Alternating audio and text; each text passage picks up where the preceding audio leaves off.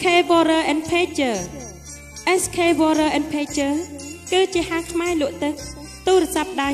និង Pager គ្រប់ម៉ូដគ្រប់ម៉ាកគ្រប់ពណ៌ទំនើបទាន់សម័យយើងខ្ញុំ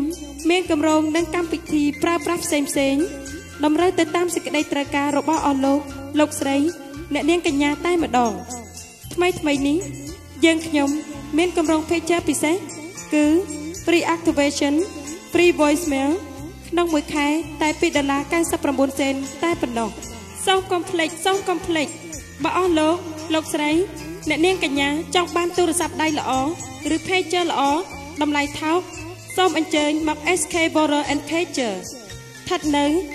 1001 PCH ទូរស័ព្ទលេខ310 830 3896សូមអរគុណ